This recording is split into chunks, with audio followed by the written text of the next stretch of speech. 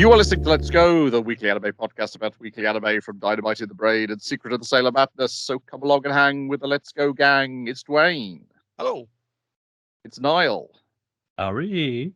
the birthday boy. And it's me, Thanks. Brian. In this episode, we are covering anime that aired the week of January the 20th to January 26th, with the exception of Akuma-kun, episode 11, Play, which we get the background of Akuma's youth, where what's his name? I keep wanting to call him Stratosphere, and that's not his name.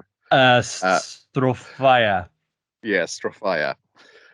Used to play with him as a child, teaching him that human bodies are merely the containers for lights, and those lights want to get out of those bodies, and so therefore you have to smash the bodies to release the lights. Matter is a prison, man. We shoot up in beings of pure energy, man. It sounds like very hippy dippy for a demon, but you know. But he's also like, putting him in the highest temple and like, look at all these people. They're all just waiting to die. Oh, they can't wait. It'll be great once they're dead and released from their flesh prisons. Now, speaking of which, I have this woman in a flesh prison in a gimp suit. So if you could just like hammer this nail into her forehead, that would let the light out. It's great. It's a win-win. But He also mentions the Count, I think, as well in the dialogue. Yes, or the demon referring themselves to themselves as that count. Yeah. But then Akuma-kun and Mephisto II show up. Akuma the first save and this- Mephisto the second show up. Yes. Yeah. It's not this child, but the child ends up getting the flute and using it to send our villain away.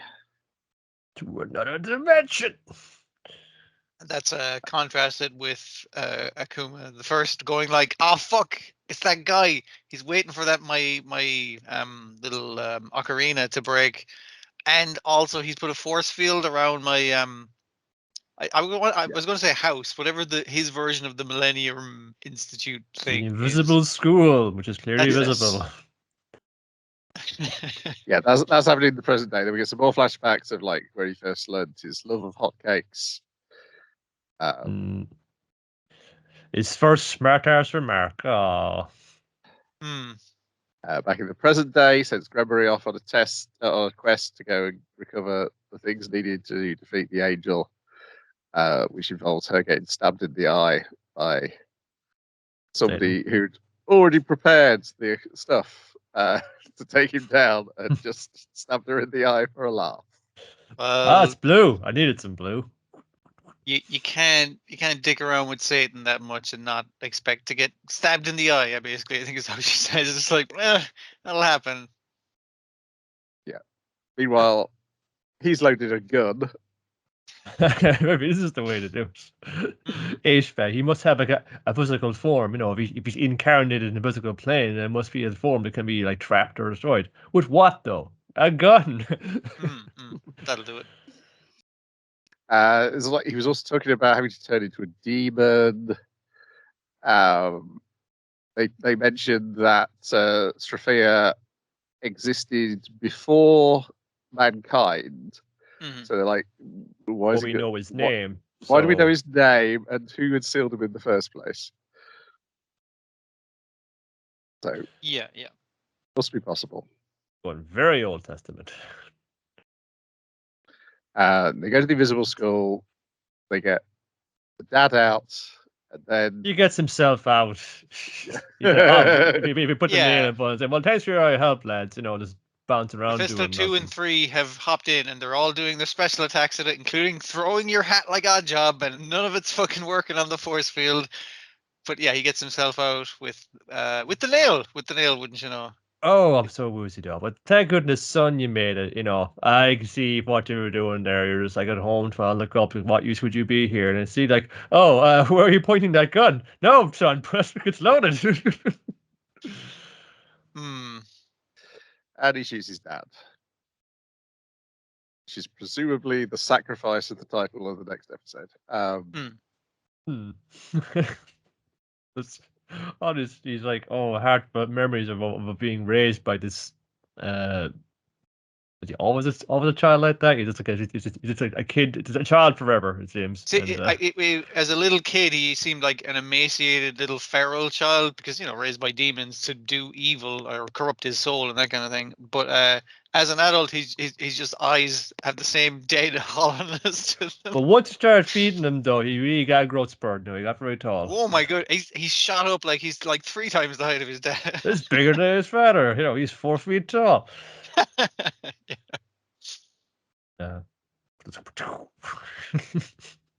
Because as you said, it is like, how to keep you on the hook. If one day, what's going to be a little hook? Things are coming to a revolution here. What's happening now? One day, they got him out, and everyone's going to buy it. Oh.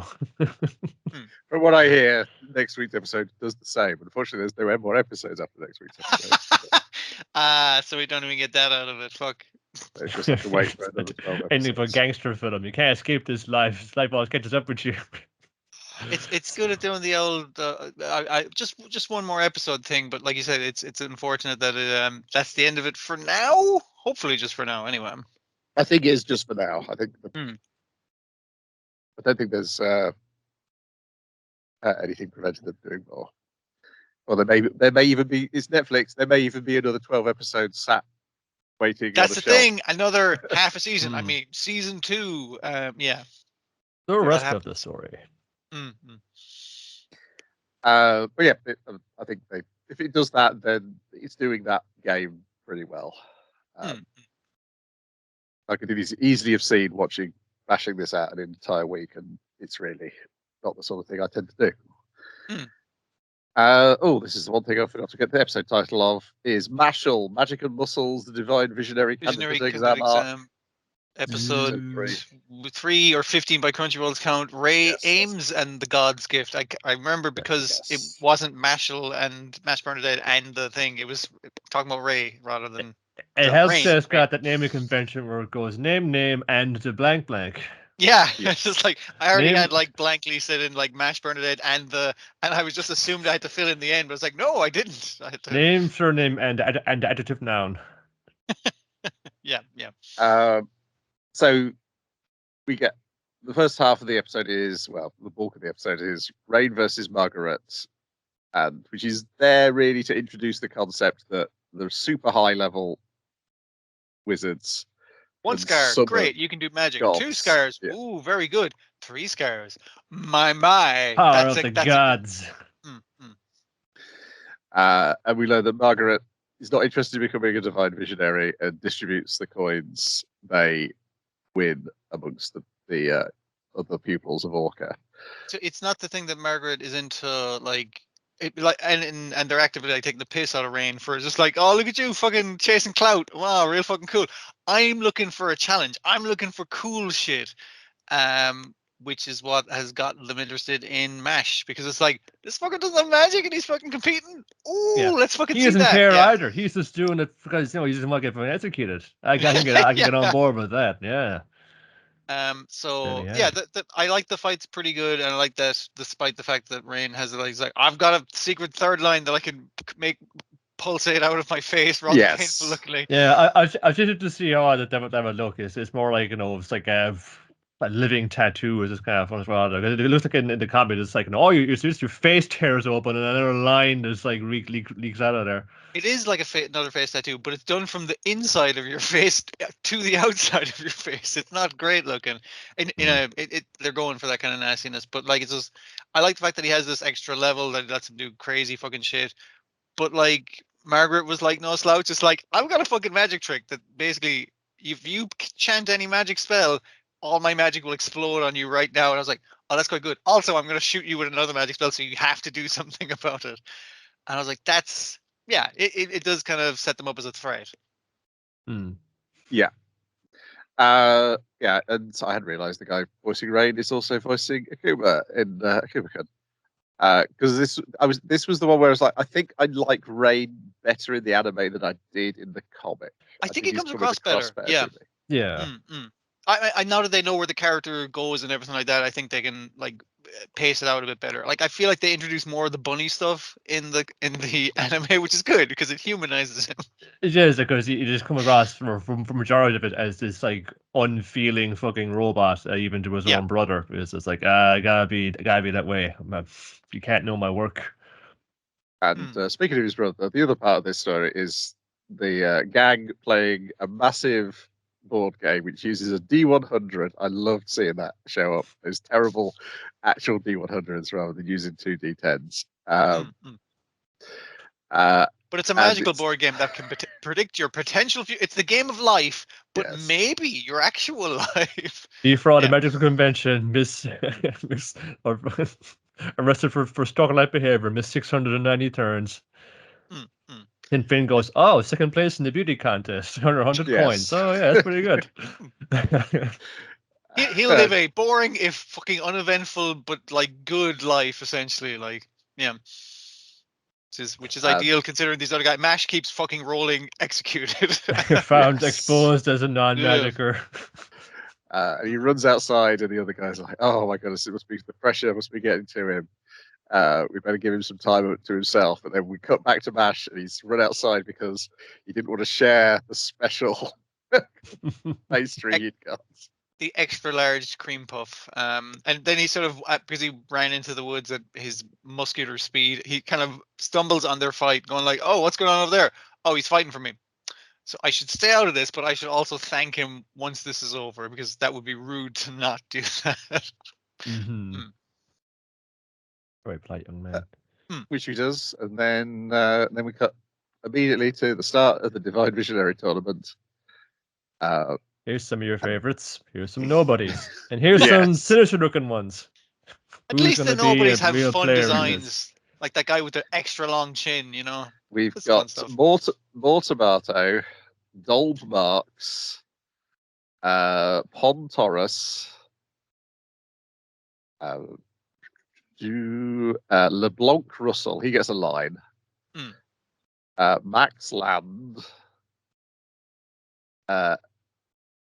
Oreo Morris, Dot Barrett, our favourites, Finn Ames, who looks petrified.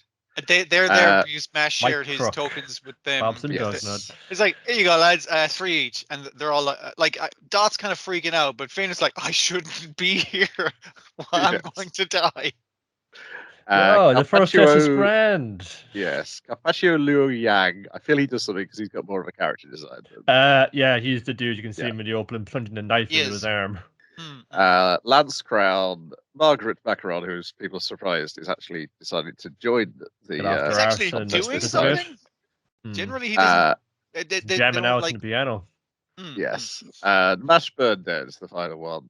He gets stopped by Orta, who gets to be mean to him again, and so he takes off his clothes, and his muscles talk to Orta and to Mash. And, he thanks him, and apparently his muscles are called Kevin, Tom, Mike, Kim, Yamada, Koji, Satomi, and Yukari. Yeah, you'd have to go through. One's the delts, one's like the calf, and it's just like Yeah. they're all the major muscle groups have names and distinct voices. I don't think that's going to come up too much, but I love that that's a thing. It reminded me of whatever Bob does voices and he's making burgers fun, saying, "Hey Bob, what you making with me?" Yes. Oh, I'm making my new special burger. Saying, "Oh, that sounds great. Let's go wild." And then we get to the arena, and the rules this year is they've got to recover a key from inside the gallbladder of a particular type of creature. You've got to burst it using magic, and Finn's like, "Well, first of all, find the key." So it's like, that's not too hard. And then get that There's monster. balloons. They're just hanging by a It's balloon. I don't know why it had to be such a whole gallbladder thing. It's weird. Yes. I think the And he's like, gallbladder is exploded by magic, so yeah. "Oh, that's not so bad." And there's like, and also you'll be being chased by 3 monsters who are trying to kill you. And it's like, oh no, monsters. Also, Mash has been booed loudly by the crowd who think he doesn't belong here. And I love the thing of the crowd going is like, "Go home, you don't belong here, non-magic guy." And I was like, Finn's like, "I better go cheer up Mash." He's like, "All right, it's all right, Mash." And Mash is like, "I want to go home." Like immediately, his spirit has been crushed because he's a sensitive boy, and that's okay. I think that's where we leave it, with Finn being absolutely scared shitless that they're going to be chased by monsters. Again, Well, they he has appear to be the one to keep everybody up as this like Smash is just like, no, don't wanna. From the look of it, it appears to be like, what if Pyramid Head was 3 giant goat men? Basically that kind of situation, like giant Capra butcher. Demon. Very Capra Demon. The 3 of them at once. It's like, oh, that's great. Oh yeah, like later on in the game. Yeah, when they become a normal enemy. Yeah, There is some- they're like getting like into gear with some of the animation and choreography there. That's with just what I was about to Rain say. and- Yeah, the Yes. effects magic, the effects animation in the magic rather. They're not actually using magic to make this show, as far as I know. That's pretty good. Like, no, it's the CG kind of like implementation, but they've got it to cohere very well with everything else that's going on. You know, a bit of a directorial flair. That's what we like to see. And then next on the list is High Card, episode 15. Answer the Door. No, it's your turn to get it. It's I think this is the best episode this season. I think this might be a high up episode, I think, for the entire thing so far. Which we get Zenon invades Just Pinnacle fucking everything up. headquarters. And he's great. Zenon's great because he's a guy who acts like, oh, I'm a crazy psycho. What am I going to do with my magic powers? And that's just an act. When he runs into a real psycho. See, he's What is pretending it to be like? the Joker, but in the way that like Heath Ledger did, like a normal person. It's like it's a role. I don't have wild, crazy. It's actually just illusion magic. But I'm not going to tell anyone that. Oh, his powers are great. The way the reveal of what his powers are. So well done. Yeah. Yeah, because I was like, have they cocked up this animation? And I was like, oh no, they're hallucinating 2 different things. And then we cut. So he's got sound animation, magic powers animation. I'm swapping them all over. Sound hypnosis. Yeah, sound hypnosis, which he does by scraping claws against the surface, which he's done to initially to make it look like he's blown up the ground floor of the Pinnacle headquarters. So everyone on the masonry ground is floor falling. is treating it like the building has had an explosion. There's a big fire, and later when he does it on the guys, it's like the building is collapsing. There's rubble everywhere. Like VJ comes down later on, going, shit, fucking headquarters is under attack. I gotta get down there, and people are just like kind of crouching with their heads in their hands at one, saying, what's happening? No one's there. So Like him going up in the lift and the cleaner kind of coming into the lift going. And it's just like the cleaner has not been hypnotized. He was on a different floor. Yes. Yeah, and use the power of aromatherapy to bring them out of it. Yes. But he also uses it to disguise himself as Pinnacle to trick Theodore into giving him all the cards and then killing Theodore. As you know, sir, my ability allows me to do this. We can open to any door and go into a pocket dimension. Oh yeah, I remember this as your boss. I would remember that. But then the cut to the dad hitting his head against the surface because he knows this power exists. So in order to get rid of the hallucinations, he's just giving himself head trauma. Can't hallucinate if you're concussed. Yes. Because and that's when the head of the Klondikes also shows up. Because the mystery at the end of this episode is where has Dad gone? Because we don't see what happens to them after the fact. We see that Zenon ends up falling off the top of the building when he has to do it. Is Love P the other identity of the power? Love P, yeah, of Love and Peace. You know, she's actually loving this fun saying, "Oh, you've raised my friend's dead bodies as zombies and this with this hypnosis. I'm just cutting the pieces and they keep coming back. Oh, this is like living in a dream." Besides people like reacting to it as like, it's an illusion, guy, snap out of it, or slapping your head against the wall to break the illusion. Like this is the first time his illusion went wrong because I'd say enraged, or it's matter horny for blood. It's just a fun and thing. he's like, finally, I've made everything far worse. Limits. And you think, all this be going. Where do you think you're going? You're in this too. Yeah, he's made the situation far worse by emboldening her, basically. Yeah.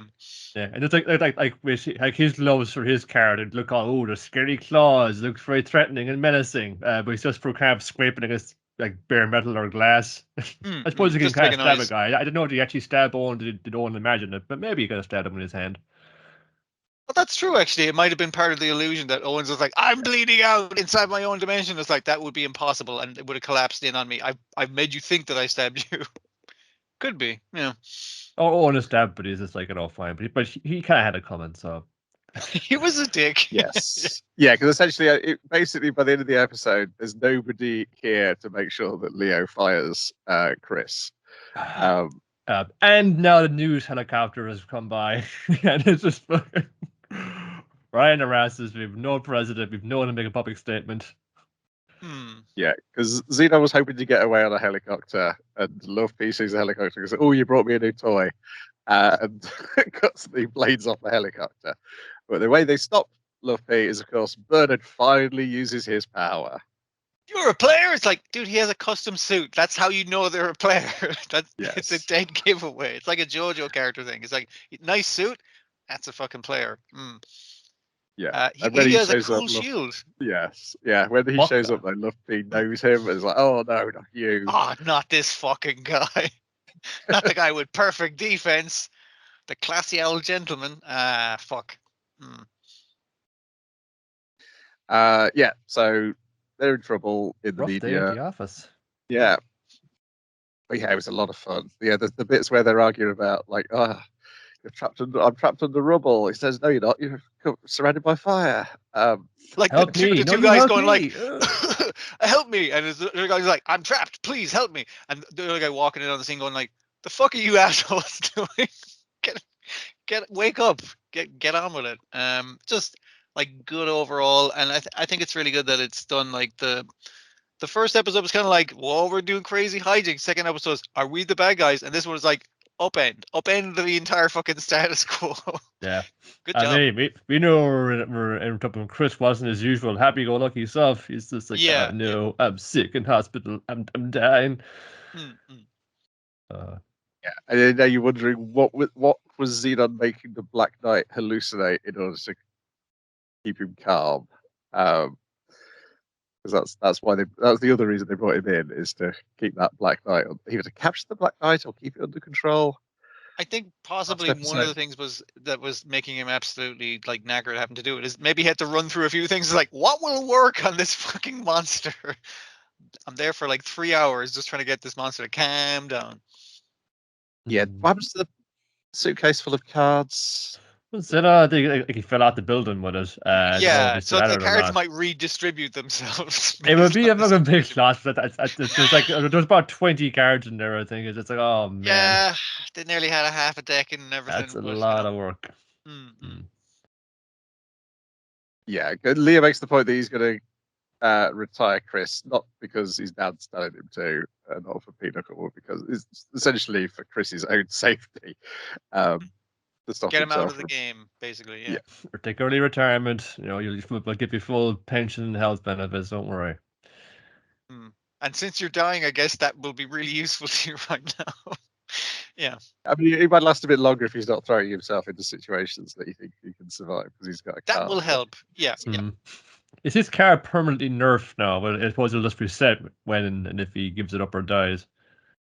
Yeah, because based on, I think this is the first episode where they say that obviously the cards choose the player, but you're stuck with the card because they were like, okay, we have to give someone a thing to, besides the suitcase ones, you can like give it to a guy, but then you'd have to kill that guy to get it back off. I think that was mentioned. Maybe it was a different episode and I'm just thinking of this one. Yeah. Yeah. No, he's not. He's kind of on the edge of the building. With the suitcase. Oh, because he's clawing his way down the building, kind of. Yeah. So he may get away with those. Then we've got Buchigiri, episode 2. Want to take you on the choo-choo Chinese pepper steak train. It comes up like once for a second. Makes episode title though. Yeah. Didn't actually about his mom last time. She's very encouraging and saying, "Well, have you got a girlfriend? Yeah, oh, well, sure. If you ever need me to step out, I'm good." She's just like very enthusiastic about her son's love life. But besides it being like Aladdin goes to tough guy school and all the tough boys are in love with fighting him, it's actually a pretty good adaptation of it because it keeps Aladdin's mother in and she does want him to get fucking laid. That's very like. That's true to the original story, so that's good. Yes. So, but his would-be girlfriend, not interested in him, only got eyes for her own brother, and now her brother has eyes for Arjun, along with the majority of the other male cast. It's a very misleading ending thing, and I assume even the ones who don't have eyes for him yet, once they get punched in the stomach, will also have. Like, I think the only one. Leaves you a little like little mark of affection there with an indent of his fist in your midriff. Like, I think there was the one guy who isn't reacting to her little love heart thing at the end, which I was like, yeah, because you're in love with that other boy. Like, that's how Yes. this is going. This is mostly boys loving boys, and one boy being horny for the single girl character in the fucking thing, I guess. Yeah. Yes. Hmm. Yeah. That's essentially the plot. Yeah. So he loses the fight because he's overconfident. He thinks he's won the fight, and then the Like, person he does the super punch, but he didn't finish the job. You got to double tap. You got to fucking One. check your kill, because your man gets back up and goes like, oh, that was a nice fucking punch, kicks him into the fucking air, and goes like, oh, I gotta fight that guy again. That was a sweet punch. Look, he left a fucking dent in me. Good shit. He wants And him to join his gang. well, then they'll have to fight whatever the hell he wanted as well, which is great. But I the other thing raise you, my sister, who you already like. He's like, okay, you got us a deal. I like it happens twice in the episode as well, where the Jin is basically going like, he's like, I won that fight, and the guy's like, no, dude, you fucking lost that fight. Don't worry, we'll get him next time. He's like, I lost that fight? Yeah, dude, you fucking got your ass kicked when you're not paying attention. He has to say it to him twice in the episode. He loses 2 fights, but he does 2 really good punches. Yes, which makes both the men he punched fall in love with him. It's a good punch. It's a solid punch. It's a solid punch. It's definitely the imprint of his thumb and 4 fingers in their abs. But he always needs to do it once, and then that's it.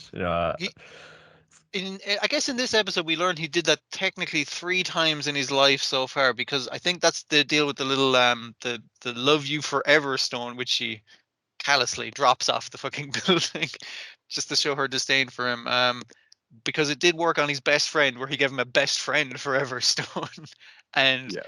the imprint of that has definitely left a mark on him. Yeah.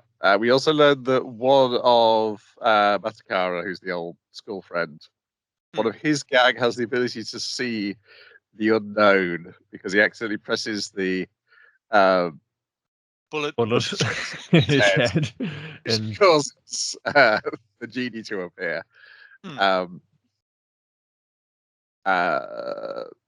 Yeah, otherwise there's a lot of running away from is Marito, that's the green haired guy. Marito, the green haired dude with too many piercings. Yeah, he's trying to hide from him a bunch. Also, he keeps like all the kids in school are like, whoa, he fucking went 1-on-1 with that guy. I should fight that guy. Then I'll look really tough. But then he keeps like having shouting matches with the genie, and they all think, oh, this guy's crazy. We need to stay away from him. Yeah, first year Marito's gang, who's hanging with the pink-haired guy, who has something to do with Marito's sister, because he keeps on avoiding her gaze. Whenever she shows up in the same scene as them, he's revolving around the person standing between them, so she can't see him. Those two seem to be a couple, though. The blue-haired guy who wants to take over the gang, and the pink-haired guy. There's the cackling guy on Matakara's gang who's wearing the kilts, and the other guy, the blue-haired dude who's very, very jealous of Arjun. Yes. Yeah. That's the guy who can see the genies. There's a lot of love triangles, and there's only one girl in this entire fucking situation, so you're going to end up with a bunch of that. Yeah. The actual head of the gang, of Matakara's gang, is this guy, Ken, who is 21 years old because he's been kept back at least 3 years. An old man! And I was just like, he's 21. But you look at him and it's just like, I think he's been kept back longer, lads, just from the look. Yes, because they've only been in school 3 years, so they'll only be known the 3 years that he's been kept back. But this is Rao when the apocalypse didn't happen. He had to, had to earn his diploma, but couldn't quite he falls back on what he knows. We also have the genie talking about merging with Arjun in a very homoerotic way and staring at his ass in the shower. The teacher ends up in the hostess club again. I don't know why I didn't figure it out. The It's a last one. cat. It's a cat. Yeah, cafe. it's obvious gotta in be a this cat one. It's a cafe. cat cafe. That's just fucking very obvious. But I was Um, like, why didn't I figure that out the last one? I should have But figured that also, out. But the I'm genie more was- than as well. Like, oh, the cat cafe, yeah, sure. It's fine to see. It's like, I'll get an actual cat and it'll go and just want the cat. It's fun saying, are there like people cats who do the same thing Yep. though? Are they go And either then way? people dressed as Honestly. cats acting like cats. That like it's not a titty bar. It's a very remarkably kitty bar. specific. Exactly. It's a very specific fetish. Thank you. the genie wants to go there as well because he sees that and he's interested in that. And that seems to be the There's a reason why bunch he of honkies in here, that's for sure. wants to properly bond with Arjun so he can go in that club.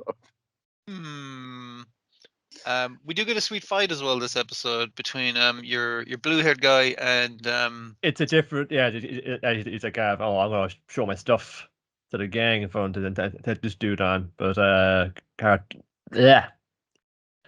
God damn it, Matakara. That one always trips me up. Matakara. Matakara has like what do you call that fucking kind of kicking, like spin kicking fucking the style is on the tip of my tongue. I can't think of it. Like But it's like a Jeet Kune Do or similar like kick based very style. kind Yeah. of kick heavy kind of one. But your man's basically doing like some manly version of Snake Fist, and I'm just like, oh, that's very good. I like that.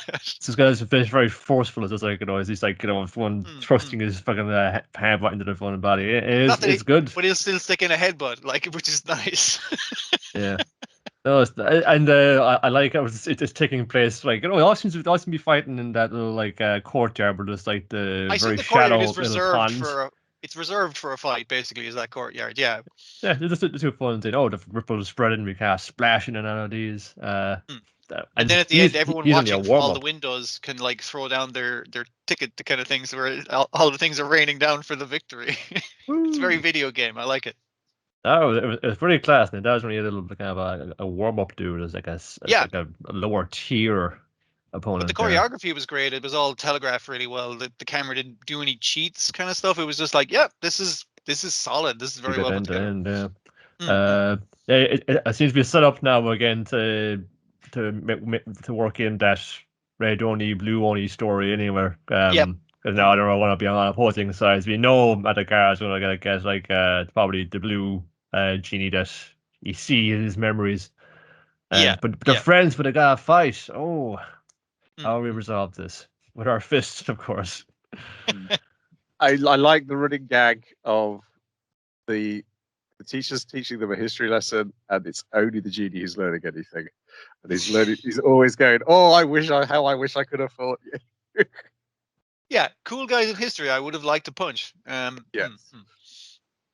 And also the gag this episode of him of Arjun telling the genie to shut up, and everybody else is now afraid of him when he says shut up because they now know that he got into a fight with Marito. Yeah, and he sounds like a badass, but he also sounds kind of crazy that he keeps talking to himself, or he randomly like, "Shut up!" And it was just like, "Whoa, I wouldn't fucking okay." But he's talking to the genie in his head. But we do see from the blue gang leader. I'm going to go with the blues and the greens. Where we see him like walking slowly towards him after receiving one single punch, a good punch, but like, and then beating him instantly.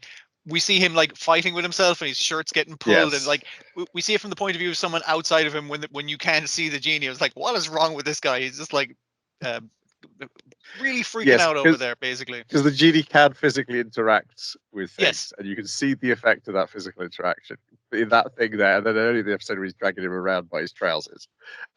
And he keeps shouting, it's like, no, you're going to pull my dick out, basically. And everyone can hear him saying this. Yes. And everyone's just like, okay, stay away from that guy. Just give him a white berth. I moved to this town to this school to get a fresh start. Oh, dear. Yeah, one of my...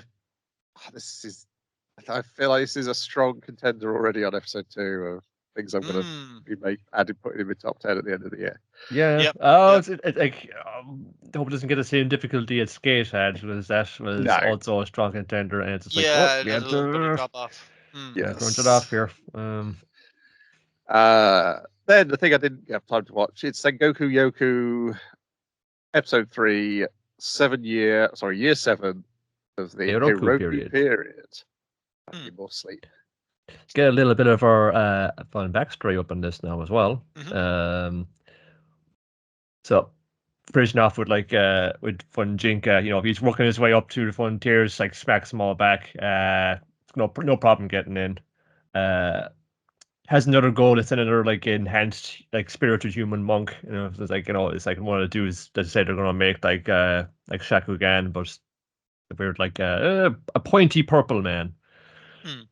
This is after he defeats like the main temple, and the man, the creepy dude with a beard who's doing the human experimentations. Like, it's weird the way those guys would lose. Time to move our experimentation thing. So he's trying to chase these guys into woods, but it's like spiky purple monk transformation. Go activate on this guy and get him. But that doesn't help him out too much, basically. Yeah. What knocks him back is that oh, okay, there's the main temple. I'm going to go up there. Oh, it seems to be getting taller, and now it's got a big arm and has punched me into the cliff. It's like, I was glad when the big stone arm came and punched him, but I was slightly disappointed because I thought the temple was about to take off like a rocket ship, and I was like, fuck! We're gonna launch our temples and nuke him. It was so close. I mean, it might happen. It could still happen. Since the temple can grow arms to punch you into a mountain 2 valleys over. And so your one turns back into a fox thing. She's like, okay, either he's knocked out or dead, so we should probably go figure out what the fuck happened. Another monster man monk comes and harasses them, and Shinsuke tells him from his merciful and saying, get out of here. Well, if you're going to kill someone, you can take me on. It's like, we don't know what's going on. When he obviously you're not shocked to see I can turn into a monster in front of you. So obviously you do know what's going on, so just stop it right there. Shakugan arm hulks out and just wallops him. But then with that she remembers killing her village, killing her no good, disgusting father, even when his death throes, but what he's squashy, scrabbled around for the coins dropped on the ground. Yeah, so it's kind of him chasing her into the woods and trying to explain. It's like, no, it's okay. You weren't yourself there. And she's like, nah, see, the thing is, I was myself to some extent because while it's like, yeah, my dad sold me into this fucking thing. Basically, the guy was like, hey, you want power, kid? And she was like, absolutely, I do want power to wreak vengeance on people who would fucking put me down like my dad. And then once she had power, though she was mindless at the time, she did take the revenge on the kids who bullied her dad. All those fucking people are dead now. And she's like, so I crave power and I use power and that's fucked up. And your man's like, yeah, what's so bad about that? You want to you want power. That's cool. I want to be a cool samurai to get vengeance on the fucking people who wronged me and shit. So it's cool. It's a perfectly human fucking thing. Don't worry about it. You're not a monster. But contrasting that with what Jinka is lying in that crater, he is remembering. It seems to be like he was raised by yokai, what they call Katawaras. Raised quite a fun most people in this. And just in the middle of the Sengoku period, fucking humans and the wars, what are they all about? All the equivalents for leaving, his guardian is it's very cuddly looking Yeti dude. It's just looks what are you fighting? Don't know. Are they ever gonna stop? Don't know. Are all humans like that? No. Yeah, it looks like the Yeti from Shota Shibe. Yeah, certainly, yeah. That's what it is. I was going to say the Yeti from Darkstalkers, but yeah. Or Yeti from Final Fantasy VI. I suppose it's a classic Japanese cartoon. Yeah, exactly. But he has to stash him. A patrol is coming around. They've already got the snaky yokai. He was like, wars are brilliant. You can just leave bodies everywhere. The fun is just actually peel him out of the armor first, knock him. He's got to hide in the bushes, fun. I'll distract him, says the Yeti, and then he just finds him later on. His fucking arrow-ridden corpse. It's like, oh, poor Yeti, man. And one of the bleeding out soldiers is kind of like, I'm glad we killed that monster. We showed you. And obviously, as a small child, he grabs that dude's sword and it's like, all right, fuck you, buddy. That was his first taste of blood, and he'd expressed his ambition in front of the monks earlier on, saying, my fucking goal here is to relinquish my humanity entirely, not get part way through my spirit transformation of what you're doing. I'm gonna go full bore over, reject everything to do with humanity. He's coming at fun, I'd expect from a very much more extreme kind of view of it. He has it out then with the head monk Zanzo, who is controlling the castle that punched him. It just says, I see what you are now. So Looks like I might send some dudes to take care of you, boy. He's like, oh, you got to do something. You can fucking take me. We're gonna bring him on. You know, he's just like, yeah, start to, oh, your master, Ranzetsu guy. Is he still in the offing? Died a few years back. Did he now? That's all I needed to know. I'm gone. I like the fact he rings him up on magic paper just to taunt him and say, "I'm going to send assassins after you, and can I get any information out of you?" All right, cool, bye. Yeah. It's a real jerk move. He comes across as a very good villain for that. Yeah, there seems to be like him and Tama must have had like, you know, that's some manner of shared upbringing, because there's another old lad who seemed to be one of wonder manner as Tama says, "Oh, I'm dying. Here, take this letter to the same Master Ranzetsu guy. And he's like, careful," and saying, "No, don't die, don't." But when they kind of all meet back up together, and like, you know, Shinsuke and Sakuga, just like, you know, we're both crying. No, he's crying too. It's not You see inhuman that? and You see monstrous that to one? seek power for revenge, and they're lamenting over their both shared background of not having power and then like trying to get power in order to get that kind of thing. Yeah. And she's like, "Yeah, see, there's good monsters and there's bad monsters, and there's good humans and there's bad humans. This is why you can't go all humans must die. You can't paint everyone with the same fucking brush." You can see why it must be like, you know, but like even Dad says, like, you know, they do crave it, like, you know, for its own, for the sake of it, to kind of protect themselves, because they're weak and fallible, you know. Yeah, yeah. It's not like born of any kind of malice, you know. You can even just look about Shakugan's situation. It's like, yeah, you found turn into a thing, and you accepted it, but like your actions after that, you weren't in control of them, and they were a bunch of dicks. Children, up to and including the children. I don't know, but maybe that's a bit that's another story you want to tell. But yeah. With fucking Jinka as well. He's obviously the one who's like, you know, he's holding out the most in this. Probably because he's the one who has to do the most actual violence on people. So I suppose you have to get some level of tolerance for it. But I think this is like another one of those stories that's Mrs. Streamer is just fucking good at. Mizukami rather. That there's like, you know, sets a clear set of kind of, would say, good guys and bad guys, but there's like good intentions, best intentions. Again, it was with weak and obviously kind of fallible people, you know, who were doing malicious things, but not born out of a malicious place. Is that you kind of see like, this is what they're kind of grappling with their mistakes, from fun maybe lashing out or taking, you know, dealing with it in like, you know, a malicious way, but it's just like they can't help it, be kind of but fall prey to just their own weakness, their own human weakness. Yeah. And you get into some of that as well from like, well, no, we're back in the heroes, but they're taking some kind of fairly shitty attitudes to kind of get where they need to get them as well. Or they have a shitty attitude and they need to kind of get that straight with themselves. It's just like fun layers of complication of things, and they're saying it's not just as simple as just like, you know, red lasers, blue lasers. Like both villains and the fun here are a lot more complicated in what they're doing this for. Even questioning that what the good guys are doing may not be the best thing either. Because I was thinking that with your one with the, it's like, oh, they said that let my spiritual energy and give me power, and they did fucking deliver on that. And you can see the other monks who can turn into monster men. And it's just like, yeah, I can do this at will. This is great. This is what I wanted. They're jazzed at the situation. It's just like, so presumably they were experimented on, but they're happy about the thing. Is just like, cool, I can turn into a spiky monster now. Great. That improves my life considerably. So it's just like, are they the bad guys? I mean, it's a dick move to buy like, people and experiment on them. How is what they're doing different from what Jinka is doing? He's like borrowing it's a this variation as well. on it. So yeah.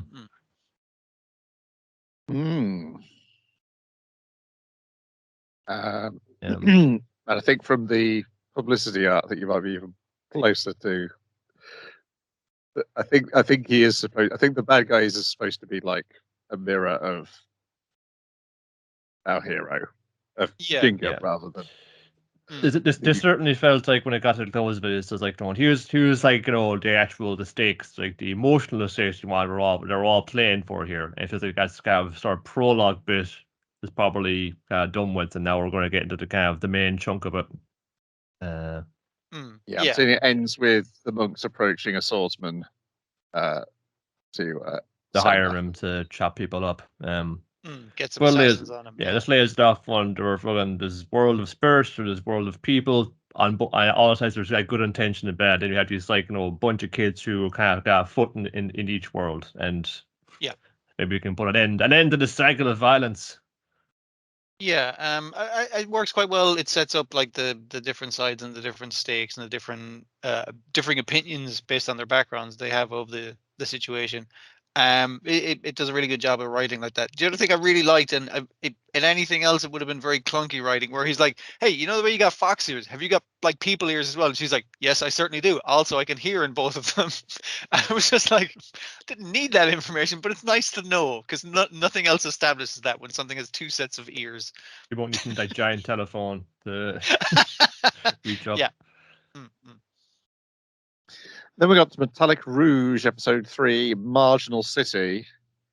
According to Crunchyroll, one of the Immortal Nine, Phantom Verde, is said to be staying in a certain Neon settlement. Only authorized personnel are allowed in. While walking around town, Rouge meets a doctor who works in the settlement and seeks his help to get inside. It's the doctor from the last episode.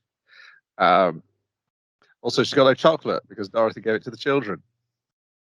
So she's gone off in a huff. Well, she's Charity. also gone off in a huff No way. because she said it's just like you're basically just a tool of the corpo, man. You're like a hammer or a Phillips head screwdriver or something. Yeah, you're nothing really. And it's like, okay, not only did I steal her chocolate, like her favorite thing, that was a super dick thing for me to say. Shit, that's probably why she fucked off. Fucked that one up. Also, they're taking orders from a guy who's got the same surname as the guy that Inspector Ash suspects that Rouge killed. So presumably the son of that guy. Yeah. Also, Inspector Ash hates Needs. He's got a need assistant. He can't get anything done. Both the humans and the Needs are not helping him in his investigation. Yeah. My favorite bit of interference from his Dr. Watson Nean is just like, hey, this is a non-smoking area. And he's like, what about those guys having a fag break over there? And he's like, he's like, I better go over and tell them to stop them. And he's like, don't be cool, man. Be cool. Be cool. I want to. Yeah, it was just kind of funny how they just bicker, like really over petty small things. Yeah. Also, the circus is in town. Also, that's important. Remember, the circus is important because the phone director Gene, who's like the top of who they're reporting to, he already has like some of the marbles of they've acquired already from the cores of their targets. It's just like, yes, always seems to be a coincidence. Wherever the circus is not too far away.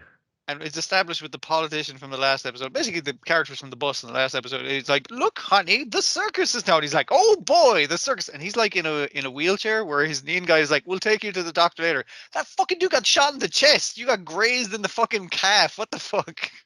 This is bullshit. But yeah, eventually, the doctor helps Rouge get into I can't remember what the town's called. The fucking Neon Ghetto, basically, is what we're looking at here. The trench, the fucking storm drain. Yeah. We also learned through dialogue that the aliens signed a peace treaty. Mm-hmm. So, I'm very curious as to the nature of these aliens. I hope they never explain the nature of the aliens, and we never see an alien. We just see their abandoned. That's the kind of it. I always wanted to kind of touch upon it here and there, like I was saying before. I don't want the end plot of the series to be we gotta save all of Mars. No, this could be just like hunt down your targets here, like these. Now Immortal 6, they've got down to that, and it's just a name, I presume. Or unless you like the little marble core they retrieve from them can be put into a new body, perhaps. I think it was Immortal 9, but it is currently, the man's like, I guess 6 now, because we're running out of their main programs that we seem to get from on defeating them. And while she's in the town, she meets a bunch of Needs who want to go for Need independence, but they can't because they have an off chip. And the leader is knockoff Astro Boy. Yeah, Um, I am meant to be a cute child. I have had 23 or something sets of parents. The fourth ones were really nice, so some people are cool. And I was like, that Someone gets implies off that the rest screen. of Yeah, them but were someone shit. fucking abuse the shit out of you. It's just like, hey, what did I say? They weren't all bad. Just Yeah. some of them. Also, one of his council is approached by the green-haired member of the Immortal Nine who can change his shape. We already know. So presumably, he's the one who, by the end of the episode, has killed Astro Boy. And as the kid is saying, is like he does establish the Asimov rules, and it's like this can't hurt a human, have to obey human orders, can't prevent yourself from getting hurt, but like in that order. You know, the standard fucking shit. It's something I think gets so close to a vote at City Hall, and it's just this, okay, all for, all against, reminding that you can't vote for this one. Yeah. Okay, motion denied. Off we go. See, yeah, it's the thing of you're an underclass, but you know you're an underclass, but you're programmed to be an underclass. See, one of the things I was thinking this peace treaty with the aliens was those fucking robot people kicked our ass, so you have to fucking neuter them. You have to make them functionless, basically, make them an underclass in society because no, we don't like those robots that beat us in the war. Like that's what I was thinking. Maybe is the terms of the peace treaty. Add the Possibly, Asimov but laws. also I suspect it's also the humans realizing, Although if they can kick the aliens' ass, they can definitely kick our ass for sure. Yeah. No, it just seemed like they fought alongside humans from what we've learned. That seems to be the suggestion, and they got the raw fucking end of the deal of winning that war. They didn't win the war, I guess. Yeah. Yeah. The Dr. Afnan is like, the most suspicious one of all, I think, here. And he's like, he's the doctor. He's coming here. He's helping all the robots. He's helping that Neen that's about to die in the clinic, and it's just like, yeah, because the people who own her get really mad if she fucking flatlines, and I'm just like, also you're clearly dealing Neen drugs to all the fucking guards, and it's just like so they can sell it for a huge profit, I presume. And I was just like, it's just someone who seems like who's like, it just seems like I'm over all of this. It's like it's just enough fun. They want to like go for Neen independence, but that's just how it always starts, and then it goes too far. Even like his young assistant says, I want to learn to be a doctor just like you. He goes, oh yeah, that's how it starts, all right. And then all of a sudden, I guess you turn out like me and you're dealing out like, robomechamine to to the guards for a few favors.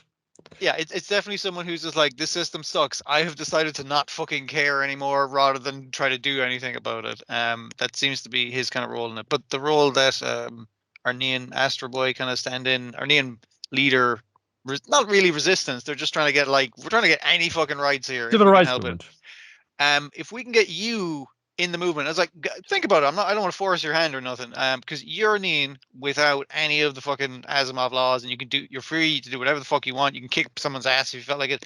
That's cool. That'll give people hope. We need the symbol of hope, and you can do that for us. And she's gonna like, okay, like, have you seen this guy? I'm looking for this guy.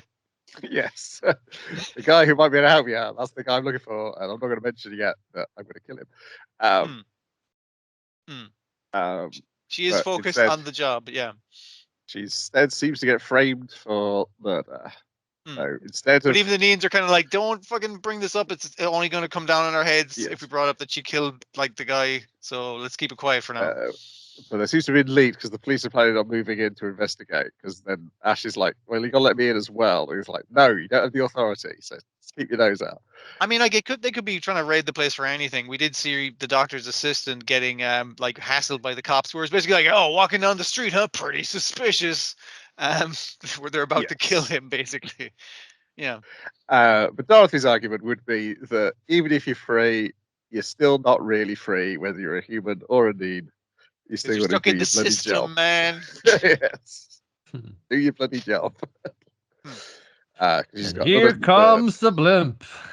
Yes. Here comes the circus. The threatening circus music, like, cut. And I was like, what is wrong with this circus? I know something terrible is wrong with this circus. You just look on the website and see the character designs of the people who work at the circus. And I'll wait for the circus. They're hideous. Well, there's certainly one weird-looking guy. Far weirder than anybody we've seen so far. Ever? Yeah. Decent enough episode. He wasn't as good as last week. and it can't help Yeah. but could be compared in my mind to Pluto at this point, particularly once you start sticking a character who looks like Astro Boy in it as well.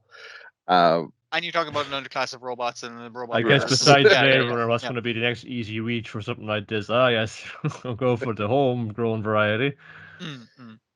I suppose it's just the nature too. We gotta get like it's a cliffhanger of the two-parter thing, so it's got to maybe add like enough kind of pace for like an episode and a half, but we gotta make it 2 because we gotta make it 2. Yeah. We'll get to episode 9, and there'll be introduce one who looks like Bender. Any other fictional robots you might want to add in there? I'm not sure, but it was enjoyable. I'm not sure. Would I have enjoyed anything more than this week?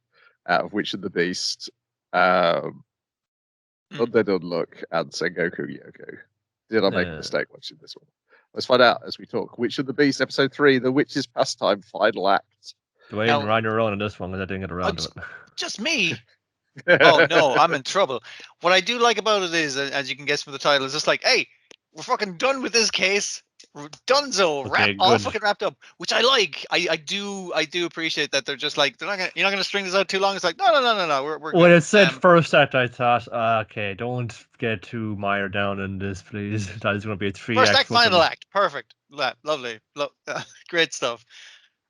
So they basically established that the witch is coming after our detective woman. Because it's like, hey, the witch was obviously following you. So she didn't like attack you. She attacked us for hanging out with you. So obviously she's attacking people close to you. And everyone's like, what the fuck? That's fucked up. And it's like, okay, let me give you the gist of the rhymes that have been written on the murder scenes. That basically that's why it's called the witch's pastime case, because they're just senseless rhymes. It gives them one riddle, and it's like, that's this answer. While your one is kicking him in the back of the car seat the entire car journey, which is very funny. But she does the 4 legs in the morning, 2 in the afternoon, and 3 at night, or whatever the fuck. Yeah. And he's like, a man, and it's just like, you're one in the back seat. He's like, a witch. It's a witch, like kicking the back seat. I was just like, this is all great, but so this is why it's called the witch's pastime. She's just fucking with us, basically. Like none of this shit means anything. It's a game. So and I was like, okay, how are we gonna figure this out? And he puts it together or it's like, how did you know those riddles and that kind of shit? It's like, oh, I got it's been ordered to this bookshop. I have the same book myself at home. And your man's like, interesting. The bookshop owner has fucking been dead for days, covered in maggots. It's like, oh, that's bad. That was our only fucking lead. Yeah. So the witch has issued a threat to the police precinct. I'm coming on Tuesday to kick your ass, basically. And they're at another fucking murder site. And they're just like, okay, cool. We'll be prepared for the witch. So the witch is there, and then a bunch of police officers get exploded into blood and the purple smoke that the witch has used, just crushing them with giant rocks and shit. You know how she do. See it every day. And so the witch gets away because purple smoke, you can't really follow her. And our guy is kind of like, well, let's go find the witch. And one's like, what are you talking about? He's like, have you noticed there's more crows around lately? And she's like, yeah. I was like, yeah, those are my familiars. I followed her home, so I know where the fuck she lives. This was an entire distraction so we could follow her back to wherever the fuck she's at. Sorry, those men had to die, but no. And as the prior episode was like, hey, there's like magic items that give you like the powers of like a witch, but doesn't necessarily make you a witch, which is why our main girl is very annoyed. It's like, that wasn't a fucking witch. That was 2 witches, and it wasn't even witches because it was her 2 sons that died in the fire. Plot twist. And they like 2 grimoires appeared in her home office, I guess, and they give them witch-like powers, but we have to keep feeding them bodies to fucking do the witch power, and that's the trade-off. Also, because you're way too young to be our real mom, we can't see you as anything but a woman. We are the creepiest fucking teenagers, and it's like nasty. Right. So our girl beats the shit out of them to the point where their faces are all swollen and horrible, and it's kind of like, it's like, yeah, they did kill a bunch of people, and also their powers don't work now because those weren't real policemen. Those were bags of blood in the shape of policemen that I had arranged in the public square. Yeah, I'm just scanning through. It's pretty good. It makes good use of like background characters not being drawn with as much detail. Yeah, it's solid. It's like, here's one I had earlier. They don't look good up close. It's like, yeah, I did see a few of those guys up close early in the episode. They look terrible.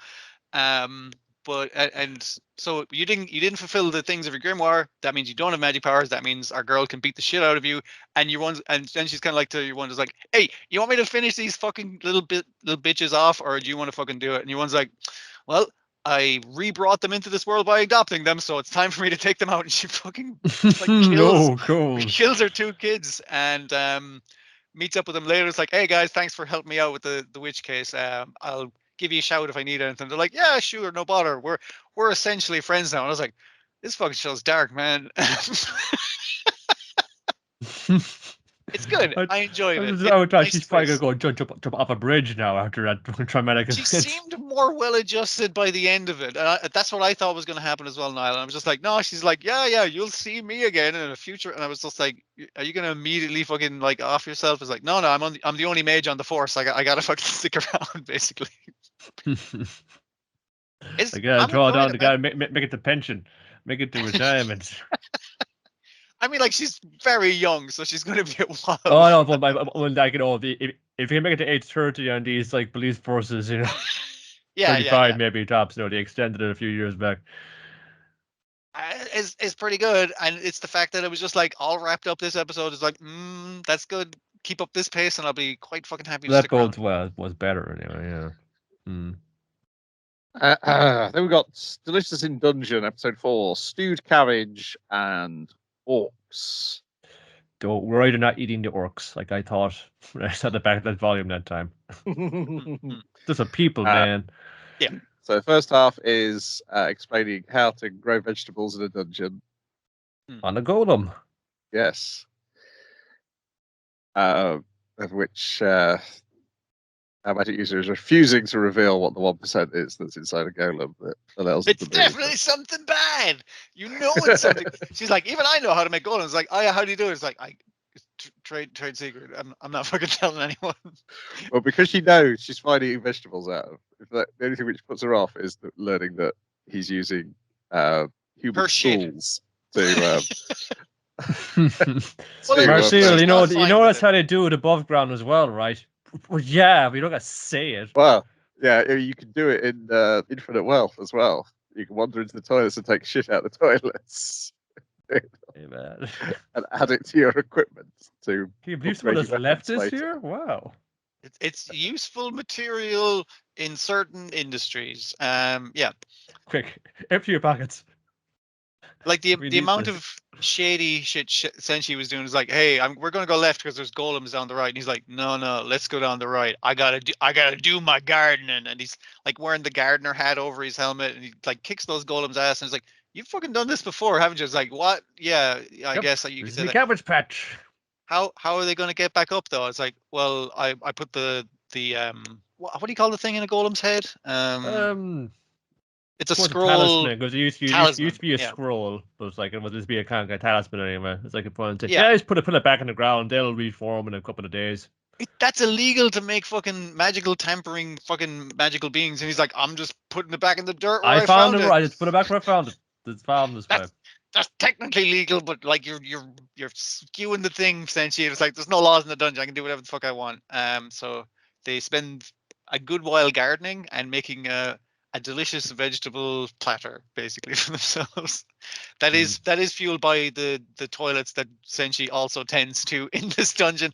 As you point out, Senshi, you could just be a farmer on the surface and like hunt regular animals, and you wouldn't have to do any of this shit. And it's like, but who'd clean the toilets? Who'd mind the golems? There used to be fucking well over 10 golems. There's only fucking 3 of them left now because I'm minding them. I'm taking care of them. I'm making sure the roots are getting into them, making them really tough so they'll kill any adventurers that come by, and then I'm harvesting them.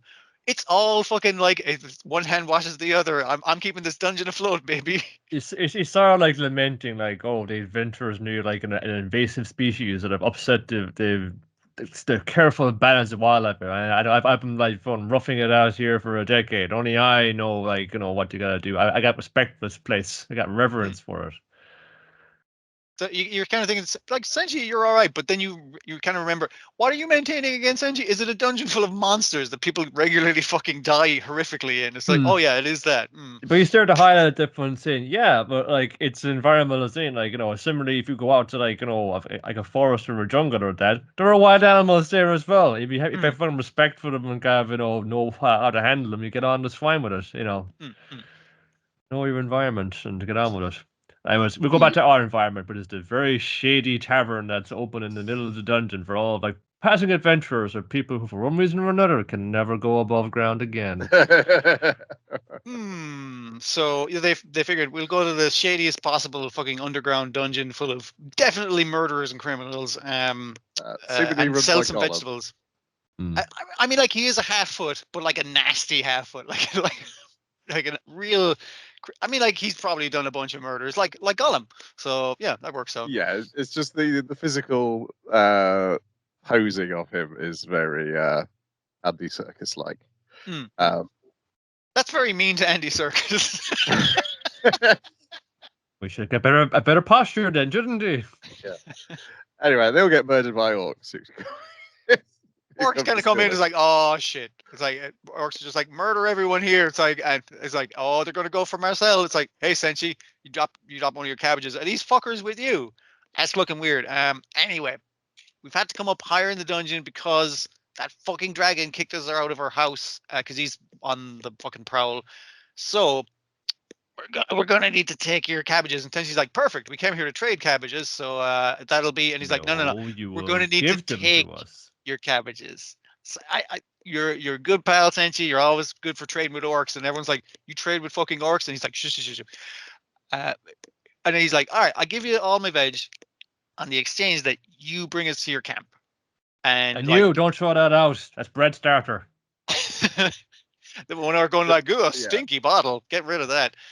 But yeah, if you put us up for the night, then we'll give you all the vegetables. So you guys bring them to the chicken cage, and it's just like the little chicken pen. It's barely keeping them in, but it's like they did take their weapons. Yeah, but that's like this detail that like they normally they kill everybody. They don't take any prisoners. They never ever had a need for a prison cell. So it's like here's the best we got. This does keep the chickens in, so it's probably good. Yeah, good enough. But then you have the little precocious baby orc kind of going like, hey Dad, what's the deal with those elves? You're like, oh son, let me tell you about the elves. They're bastards. They're all fuckers. And I really like how it's presented. Bread. Yeah. While they're making bread. Yeah, they go back and forth. Because Senshi's like rattling the fucking walls of the thing, going like, fucking let me at that bread fucking starter, gimme. We're gonna need it out and we'll roll it and slap it, and we're gonna have it out between our peoples. He partly, well, as it's going, like it feels like Senshi's focusing so much on making the bread to cut out everything else that's going on in this scene. I think that's how he lives his fucking life, man. Basically, like all the fucked up shit around him, he's just like, I just gotta fucking stay in the moment, kill the thing, cook the meal. That's all I gotta do. As long as I can do that, I'll be fine. People a few feet away bringing up old grudges. The people, are talking about race war, basically, in various different ways.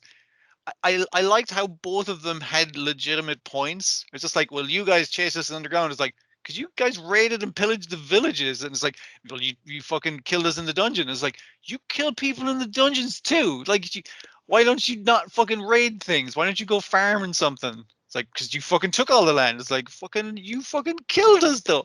It's back and forth and every time they have to keep taking a break because they have to let the bread rest every now and again. Just good shit. And he's like, hey, tall man, I bet you've heard that tall man myth that whoever defeats the wizard gets to become the king of the kingdom. What are you going to do if that's what you're after? You're going to kill that wizard. What are you going to do? And he's trying to.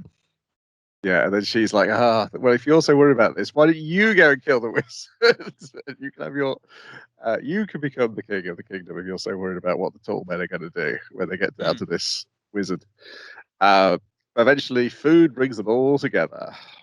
Well, initially apart because they're like, we're going to take the bread. And the baby orc is like, but Dad, they made the bread and you're not going to give them any? He's like, and then she's like, you did say you'd keep us for the night, so you do have to feed us. And that's part of hospitality. Good example in front of the children.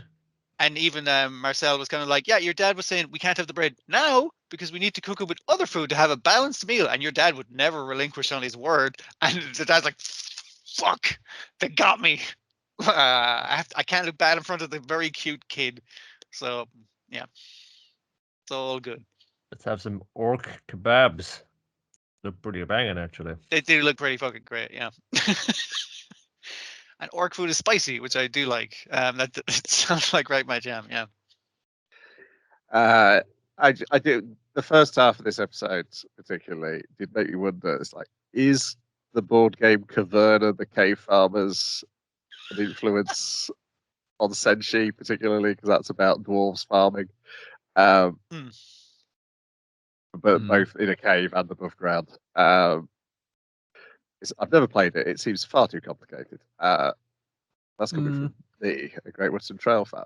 It's probably like that's probably more of a similar kind of question. Is just like why they go in such fun detail in the monster fucking manual in D&D? Why they need to find a morphology of a fucking kobold? What's up with that? It's just like it's leading to different offshoots of how it's expressed.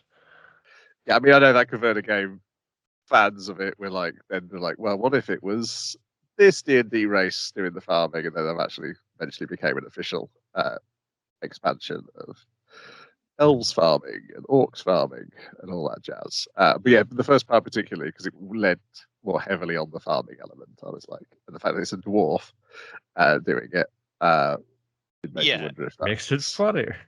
Yes, it does. There's multiple sources for inspiration of this thing, including, like you said, the expanded D&D. It's like, here's the fucking world building stuff and of whatever thing it was. Yeah, it could easily be. Yeah, but also I'm surprised nobody has stolen this back as a theme for a board game. I think give it a little bit, especially with the anime. Like, yeah. The manga has definitely inspired other fucking things, like shows we fucking talked about and watched in the meantime. But the anime I think is definitely going to get people going. Like, that actually is pretty cool. I like the killing leads to meal, prep leads to meal. Yeah, but it's also just kind of gets into the just philosophy of things. It's like we've got like on two opposing sides. We've normally got nothing to do with each other, but who among us hasn't enjoyed a bit of food from that country and said, well, they can't be entirely wrong, can they? If they got food this good, and that's when we sit down, everyone has to eat, no matter where they're from or what they're at. And besides it being the more pig-like orcs, which I think I saw someone agreeing with my general opinion, the more pig-like ones are the better orcs. You do have them kind of going like, essentially, we didn't think you were going to be trading with orcs. We thought it'd be like goblins or kobolds or something, something like less scary, basically. Well, I think not so scary as the same height as him. I guess there's that as well. Yeah, I think that would be less scary. Yeah. Then we've got Bravern. Oh, sorry, Bag Bravern. Episode 3. Lulu. That's her name. So what if? Do they spell it out? Do they spell it out fairly? Oh, dear. Bravern has seen all of our human culture and tested, right? I'm gonna just fill my internal space when we're going in the water, Sammy, with this like oxygen-rich liquid, like in the abyss. Yeah. How have you seen the abyss? Which that too fucking had me, man. That was a great fucking. I was more talking about the thing before the credits roll of. That's not an escape capsule. That was an egg. Yeah, that's the clear fucking thing, implied thing of a turtle pooping out an egg, which then made me think: is she the child of Bravern and Osamu that somehow in fighting that giant robot? I was thinking more so is all the fucking thing about Bravern going like it's like I am in love with Asami, like is this like more so it's like no, I'm like his mother, it's a maternal thing. When I talk about him being inside me, it's not a gay thing, it's a maternal thing. It seems pretty like a gay thing, but yes, could be that as well, because that's probably better. He does come out of him naked, basically, is the thing that does happen eventually. Yes, I had thought of him being a mother. That makes, because he's either acting like a mother to him or the worst boyfriend in the world. Because Either or. also he's gotten all of, I guess, Sammy's like friends and colleagues on side right now. He's still like naked inside, doesn't want to come out. But in the meantime, finds him. You got to form a plan of action with the United Force. And don't worry, I'm braver and I'm going to train you all. And they all do the whole training montage thing. And they're all going, okay, give me 50 more laps. Yes, sir, braver. And he's just looking like, ha, ha, ha, ha. I'm very proud of all of you. And he's still huddled up naked inside. You can hear him talk about it. Said, oh, braver is so cool. Yeah. She's pretty dead on, actually. And you can hear all this inside. They're talking shit about him. He's just kind of like, fuck this entire fucking situation. I hate this fucking robot. Why is the robot even jogging with them? That doesn't make any fucking sense. Like he's just huddled. Why are they jogging in the robots? You know, it's Gunbuster all over again. Don't question. Let's go with it. It's passion. We need that. But he's huddled up in a in that position for at least 24 hours. Yeah. And as some of the people go, because it was like, hey, how's my boss doing? It's like, you're Sammy's old friend, and they're like, old friend. It's like, what are you? And they move on swiftly from that. It's like, oh, don't worry, he's naked inside of me right now. It's like, does he want to eat? I brought him some food. It's like, oh, don't worry, and don't worry about him pooping either. And they're like, is there a toilet in there? He's like, trade secret. Ha ha ha ha. And they're all laughing, and it cuts to Sammy listening to them laughing about his pooping inside the robot. It's just... And Braver's telling them he's happy in there. And then we cut to him look anything but happy. No. There's like a fun. They're getting attacked, like, in a fleet outside, and saying, "Sammy, let's go to action. Let's see some passion now, okay?" For it says, "You passion. You want passion. I fucking hate you, you asshole. I fucking hate you." Yes, but that causes that other woman to fall in love with him. Because Sammy's so manly in that moment and taking no shit from this giant robot. You know, I go fucking yell, fucking like rocket punch. Let's go yell rocket punch. I'm fine. Let's fucking go then. I fucking hate you. Let's just go and do this. It's just fucking really into it all the fun. I'm just gonna use the hatred as energy and just go for it.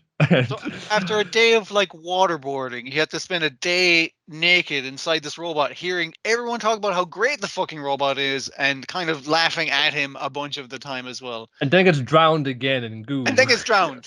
Like, he's having the worst fucking time. And it leads to the end of the episode, but we'll get to that in the end. Because the other part of the episode is Lewis found this woman on the beach, brought her to the medical bay. They can't treat her because she's breathing, and they need to also, he keeps trying to say, it's like, I don't think she's a civilian. I think she's an alien or something. No, you've already wanted. Because Doc's like, oh, you're that guy who saved me. Thanks. But if she's breathing right now, then it's perfectly fine. You just take her to the civilian thing. And he's like, can't really do that either. I'll take her to a hotel. And one's like, oh, I see what's happening. He's like, no, she's my sister. Here, double her room. Hair's a different color.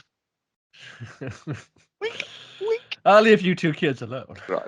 I'll leave you here. She hasn't woken up yet. I have to go back to the base to get the speech from training the montage. Gotta colonel. Yes, the training montage, and then the alien which attacks is underwater aliens. So they wasted all their time. They can't do anything. They spent ages running. And it's water-based combat next time. It's like, yeah, they mentioned that. It was just like, well, we kind of wasted our time. It's like, no, we were hanging out with Braver, and that's reward enough. Then he's got to go back to the hotel, and then he's like, "Oh my goodness, she's died. I can't feel a pulse. I'm gonna try and revive her." Like, and he's like, "Come on, breathe. Come on, speak to me." And the people downstairs are like, "Whoa, someone's having a good time." He's trying to give her like chest compressions on a bed. Yes, terrible like, idea. I gotta take these clothes off her. I can't. I don't know why he took his shirt off to administer the CPR there. Was he like, trying to go, if I press my body against hers, and my body warms will charge in there? But he snaps awake and starts knocking the shit out of him. She snaps awake because he's about to cut her clothes off, and I think does he grab her tit by accident? But she starts beating the living shit out of him. Where he's just I'm just trying to fucking help, and she's like la la loo. She's making crazy alien. Her soup, it fragments because he hits like the off button on a partway through. And then naked, she still knocks the shit out of him. She's not swayed at all. The fight isn't over, baby. So yeah, he's having a bad time as well. Not as bad as Sammy. Not nearly as bad. But we're fighting this thing underwater. He's trying to do the right thing. Rock. And the lads are like, should we shoot all the torpedoes at Braver? And Braver's like, I can hear you. when the general sees Bravern coming in and it's his logo and it says Bravern on it, it's like, why the fuck does How do you his do thing that? on the sonar have his name on it? That's not how sonar works. He's changing the rules of reality around him. But Bravern's like, shoot all the torpedoes at me. I'm pretty tough, and I'll protect Asami. And And then he's like, you'll probably Asami, you get got to wake up. There's tornadoes coming towards us, and it's gonna hurt. He's the worst. Bravern is a terrible person. It's great, man. He's such a dick. But you love him, but you don't want to be anyway involved with him, like especially in an Asami capacity. You guess Yeah, opposite of Sork was like, no, okay, but do special move, blow it up, do a cool pose, like, don't look at the explosion, but you shoot out this time, so there's a further detonation and it blows you away from behind. Also, the name of this special attack this turn sounds awfully made up as it was happening. It's just the sound effects. Yeah, Yes. and even the general's like, okay, that's what it's fucking called. Zuba-ba-ba, Okay. huh? Yeah. Okay. Special code name. All right, Bravern, and Bravern has been exploded into the love hotel. That our guy is like, ha! I got all your limbs pinned. Now you can't do anything. And Bravern's like, oh, I didn't know it was like that. Oh, she's also I guess enthralled at the dominant male of the pack. So now she's internally bonded to you and taking on more like kind of animal like Oh, and this is obviously the moment mannerisms. this is the moment that Bravern decides to, I'm going to call it birth Asami. Yes.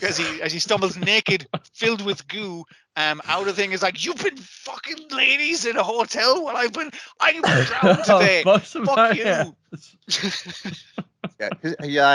The mother thing is now making, because I'm now imagining what if Evangelion Unit 1 actually did talk and behaved like his mother.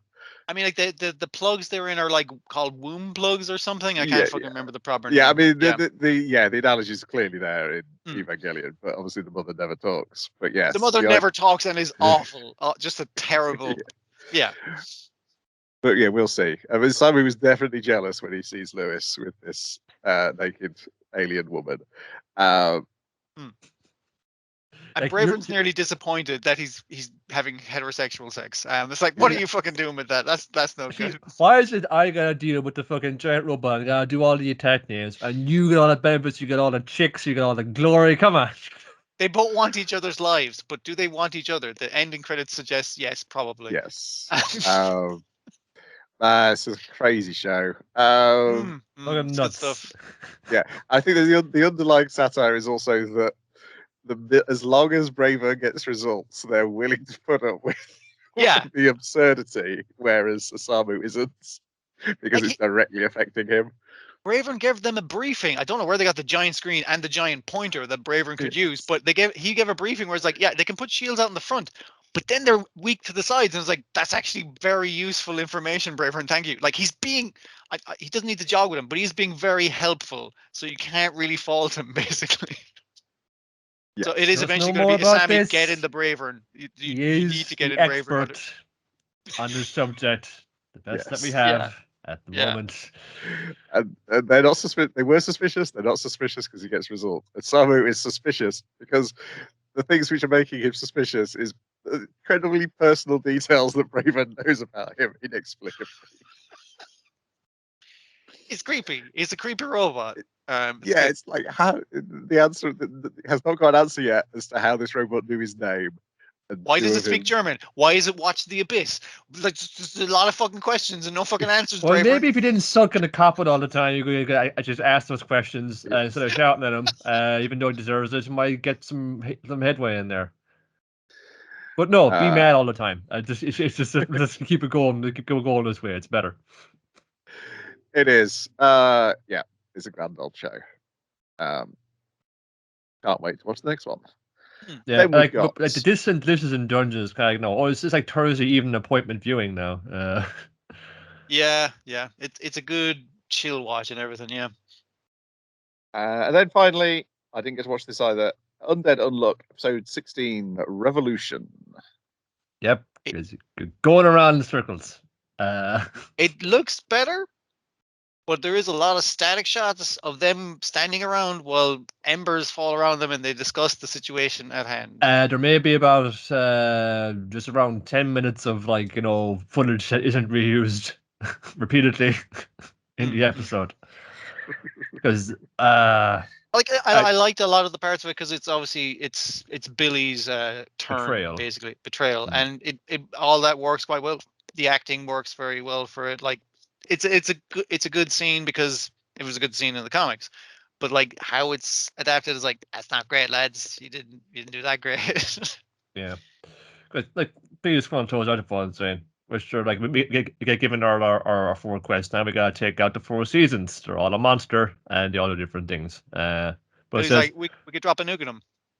No, just want to blow them up. But Billy, the collateral damage is like, yeah, but we would succeed and we wouldn't hit the fucking we can't be failing any of these quests now. Yeah. We're very late game on this, so yeah, let's drop a couple of nukes on them. We do have access to that, and also I've been secretly working for Under this whole time. That's how I was leaking information to them, and that's how they were always one step ahead of you and everything like that. Ha ha! Top just jump kicks him right in the head and kills him. But no, he was back to life. Whoa, how do you do that? He must be some kind of negator, but his negator is like, I thought it was unbelievable. And they make this whole montage. As you know, Billy can fire a bullet ricochet and make it a hit in an impossible angle. All the time he's done that, so he definitely shouldn't be able to. He definitely shouldn't be able to hit things. So, but also, once Top kicked his fucking head off, he can see now.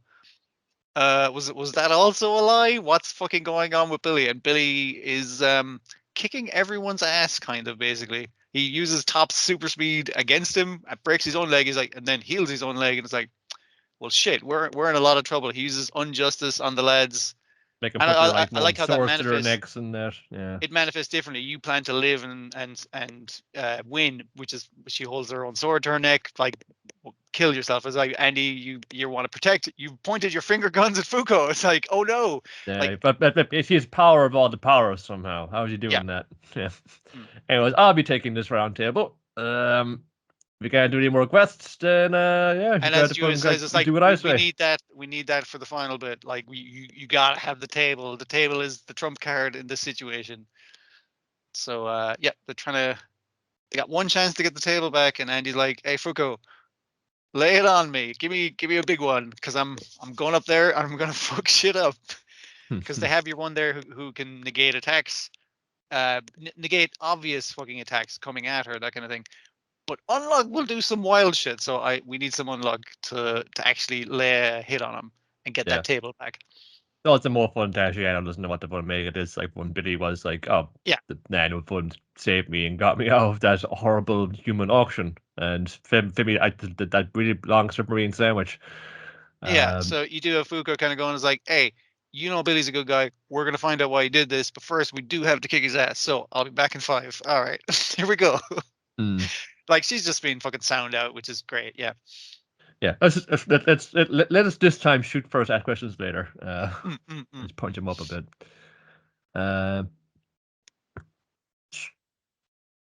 This was the one that you wondering the most. What the hell happened in the break it took between the two kind of runs of it?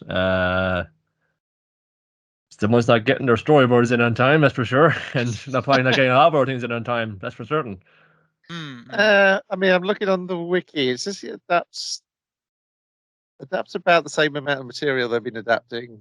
Yeah, no, I was checking the pace as well. Like, I went back to that prior one where it was like a chapter and 2 pages or something like that. Yeah, last episode was worse. This is 2. It's better. This is two chapters and a third of a chapter. It's not very fun to look at. It's the problem. Yeah, it's not as good as it had been. And like I said, the character reveal, the plot bit, the acting part, like the actual story is solid.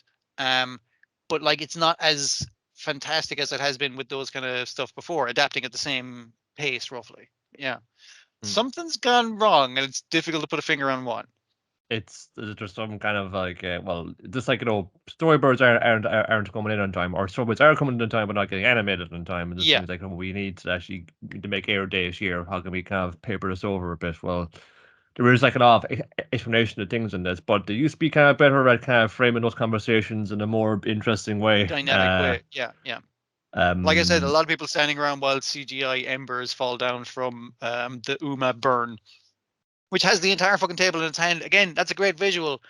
I feel like it's not expressed great. Like there's the thing where it's burning up through the floor to kind of escape with the table, and it's very confusing. And I was like, I'm not sure what the fuck I'm looking at here. I know what I'm looking at in context, but visually, like it's a not. lot darker than you expect from a giant and it's on fire, you know. Yeah, yeah. Dark to hide the details. I was half fucking thinking. Very strange. So now they're kind of rising up to like a featureless like shaft, which a little bit of glowing embers like stuck on the walls. Again, and then there's this fun, fairly shameless use of fun repeated things, and just like of stuff that we just went over like and talked about 2 minutes ago, where it's like animation toys for doing that kind of thing. I hadn't seen this kind of as this egregious now in a long time. It's because I like it's because I like on this like it just like was on this like a real kind of streak for a while, and it's hitting this the was the one I was skids now recommending. Like, yeah. So hope I can correct it a little bit before it skids out too much out of you. That's the last that you saw anyway. I did also see Blue Giant last Friday. There was a little Q&A with Yuzuru Tachikawa. It was nice. It was pretty good. Nice little treat. It's out in cinemas for a couple of days this week. So if you have the means, go out and see it. It being a comic, it's about a young man wants to be the best jazz player in the entire world. He's just like moving to the city. He's first time moving out. He's just been amateur. Has been doing this for years. He kind of equally see he was like just didn't know he was big fish in a small pond kind of thing, and also as well like he's crazy and he's very rough and ragged, but he has the stuff for it. He ropes other people into it. And you get different dudes like one dude who's been playing the piano since he was like 4 years old, and he's like in college now. He's just like still at it in the jazz way. And then it's just the only other person who seems to know in Tokyo, he moves up and saying, "Come on, man, you got for the drums. I know you can do it, but I gotta go to school. Come on, man, you play the drums." It's like, okay, you can't get him in, but he kind of gets into it, and you kind of see him. He's starting from nothing. He's got no real kind of like experience with it now, but he has this drive and all. He's very scrappy like that, and it's successful in the most part because this is something you want to be able to hear it, and I think what you hear is great. It's fun, brilliant like that. I think it needs to go like a little bit kind of crazier with some of the actual music playing inside it, because some of it kind of captures that transcendental feeling of fun. When you feel like like you're at a gig and the music is really kind of like hitting it, so you get into this kind of flow that kind of can take you away somewhere else. At points it goes, oh yeah, it's going like seeing it kind of crazy, go kind of mad with the vision of it, but then it's kind of hampered a bit by just how things kind of go nowadays, and it's to be expected. A lot of CGI rigs in there, and some of them are not as don't kind of mesh as well as other ones kind of do. And just because there are shots where you see like the actual animated like piece on piano or on the saxophone, and then there are times just like you see a dude kind of going like that. Yeah, very stiff, like. Yeah. Like it was an interesting kind of chunk of the story. It ends with a very kind of dramatic, second act finish to it. All right, which it was quite shocking and quite graphic. So like caught me by surprise. Whereas it's also as well. This is just like a relatively like little bit of a much longer, bigger story. Right. Like comparable as well as like like documentary from a documentary that's made has been made some years after the stage in the story. It was like yeah, I'm not in that band anymore, but I shared like the stage with the great Yamamoto, the main character of this comic. It's just like, oh, so he does go places, but where we won't really know because there's only one film, unless they make Blue Giant 2 even bigger and bluer. And yeah, he was like, it's cool to see the man there himself.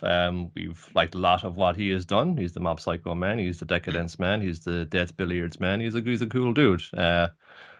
It was with like one of the dudes from like the Bibliotech podcast, and they were kind of like usually one or other of those dudes is going to be ones who come on with these like director like Q&A things. So you do kind of a few fast and easy ones, fun how you do it. So you went to a lot of like jazz gigs, watched a lot of jazz videos. No shit, how else are you gonna get Richard reference for this?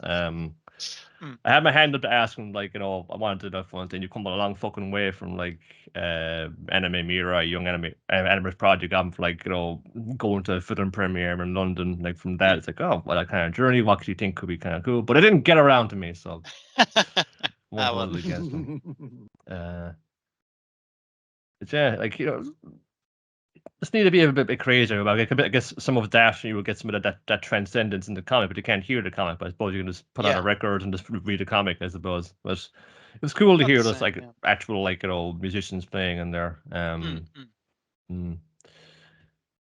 Give it a go if you have the means and time to do so. Ain't bad. Right, that's it for this week. Next week I'll watch exactly the same things again, though the next episode, not just the same things this week. Don't you fucked up there. And then once I got a Cubicon out of the way, then I can probably add one of the other, which will probably be, well, it was either going to be Sengoku Yoko or Witch of the Beast, I would guess. By the sounds of things, not Unlook coming back. Yeah, because really this arc should only be two episodes, because it's only a 6-chapter arc. Yeah, it's really fucking tight. Like it's such a, in the comic it works as such a like a immediate gear shift. It's like whoa, and that's why the betrayal comes across as more sudden, like, and it works better for that. Yes. So it's kind of losing that by drawing it. Yeah, so they could have ended this week's other big action. And they also made like quite the kind of blunder, do you want to call it that, was trying to keep cards close to the chest. It's just like if it's a negator ability, and when it's it'll be capital U, lowercase everything else. Capital U, lowercase N, and then everything else. Yeah. It's kind of always saying, yes, no, I want like fun these under, because I think like the way this world's set up with the fun fighting God and these rules, I think that's unfair. And they capitalize to you, so how you know precisely what fucking negation is. I guess you don't know how the fuck that works necessarily, but yeah, they do say it's like I've just it is a different thing. Yeah, I've been flicking through the chapters. That does come up, but I think it comes up later than the ones in this episode. Again, you know what's coming up, but you've accidentally like buried the lead kind of thing. Yeah. But maybe it's because they're gonna have to. There's even more important things that come up in this arc. Yeah, I might stick around with it, but I mean, we don't have to talk about it on the podcast. Like, I'm still enjoying parts of it. The stuff that's in like the intro, and the intro is like a good deal less ambitious than the first one. It's also like like, oh man, it's just like it feels like standard intro when they're all flying around, and here's like a cool fight bit. Yeah, but it is like with like the cool fight a bit, might get some of that that verve, that bit of that juice back. Right, we'll be back next week with more of the same. Toodaloo. Still the same. Yeah, kind of. See ya later.